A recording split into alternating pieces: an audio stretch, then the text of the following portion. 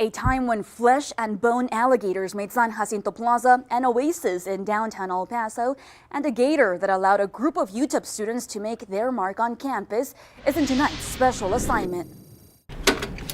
Let's rewind to El Paso in 1889.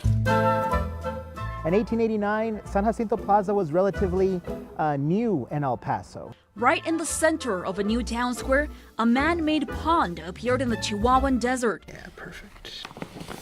These pictures are now archived by the El Paso County Historical Society. Seems like one of the city planners, he wanted to have a live alligator swimming in the water that was at San Jacinto Plaza.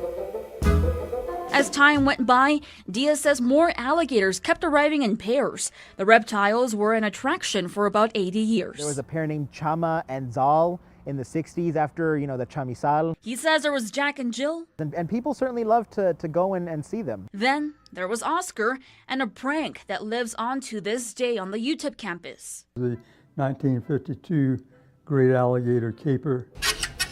The prank was printed in local newspapers and imprinted in Willie Quinn's memory. The fact that it was perpetrated by the Alpha Phi Omega engineering and fraternity members. There were 7 of them that were involved in this thing. One of them, Samuel Van Diver, was a journalist. After more than 2 decades of silence, he wrote for Nova magazine about what he called the Great San Jacinto Raid of December 10, 1952. Van Diver wrote, "They were all at an age when nobody dies and that life was to be seized." He said the group was drinking in the Kern Place Tavern when the idea to steal an alligator came up. They needed more liquid courage, so they went to Juarez.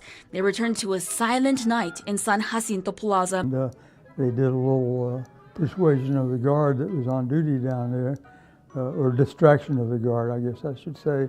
Van Diver wrote that he distracted the guard and then turned around to find his comrades had lassoed the gator's jaws shut. They could get the alligator into the truck, bring him up to the campus here, and they placed the alligator in one of their beloved professor's office, Dr. Howard Quinn.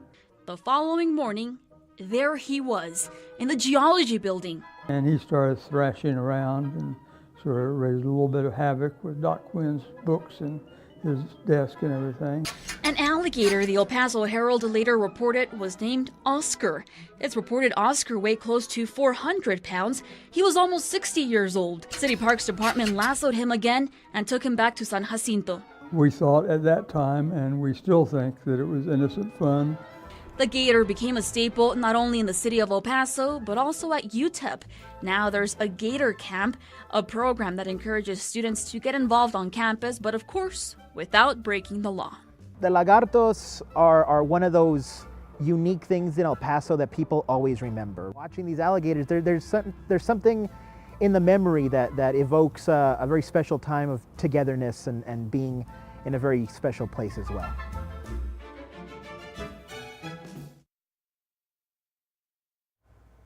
Now, we should mention that Willie Quinn and Dr. Quinn were not related. Unfortunately, the gators were removed at around 1965 because people were abusing them and even killing them in some situations. The gators were moved to the El Paso Zoo, and the city now tells me the last original San Jacinto gator died at the zoo at the